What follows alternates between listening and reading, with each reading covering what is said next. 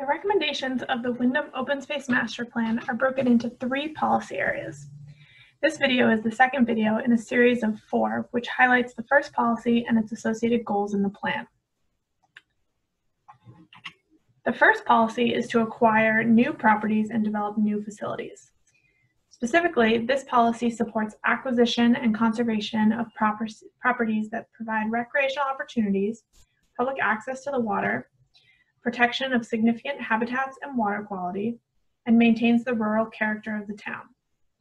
Each subsequent goal provides additional details and context for how the town can work towards achieving this policy. The first goal is to increase access to water, including lakes, ponds, and rivers. Increased public access to the numerous lakes and ponds in town has been identified as a top priority by the community. This includes the creation of new points of access for boating and swimming on Windham's lakes and ponds, especially Sebago Lake, Little Sebago Lake, and Highland Lake, as well as creating formal access along river corridors for hand-carry boat access and trails for fishing and recreation. The second goal is to develop a linked long-distance trail system. This can be achieved through a few methods, including the completion of the Mountain Division Trail through town connecting to Westbrook, the creation of a cross-town trail network along existing utility corridors, which would provide access to businesses and residential areas, and lastly, the creation of trails along river corridors that cross through town, including the Presumpscot and Pleasant rivers. The third goal that will involve acquiring new properties and facilities is to focus large-scale conservation efforts on East Windham and Southern Windham lands. Specifically in East Windham, this includes the conservation of open agricultural lands along Route 202. Additionally, there are large blocks of forested lands in East Windham between Dutton Hill Road, Falmouth Road, and Forest Lake.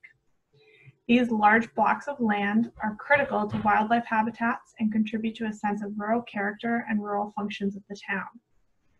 In Southern Windham, this includes open agricultural lands along roads between Route 202, River Road, and Route 302, and blocks of forested lands around Canada Hill and around tributaries to the Presumpscot River. Though these fields do not form the large contiguous blocks of land that the fields in East Windham do, they are still significant in their capacity for agriculture production and scenic qualities. The final goal of Policy 1 is to develop neighborhood-scale playgrounds and public spaces in underserved areas. Access to open space and recreation is important to all Windham residents, but there are places in town where access is limited. The development of neighborhood-scale open space and recreation includes structured spaces such as playgrounds and ball courts or sports fields, as well as less structured spaces such as parks and picnic areas. Check out the other Windham open space videos to learn more about the additional policy recommendations in the plan and the approach to the Windham Open Space Master Plan. To see the full draft plan, visit windhamopenspace.com, where you can also provide written comments for the planning team to consider while drafting the final plan. All public comments should be in by December 4th to be considered in the final draft plan.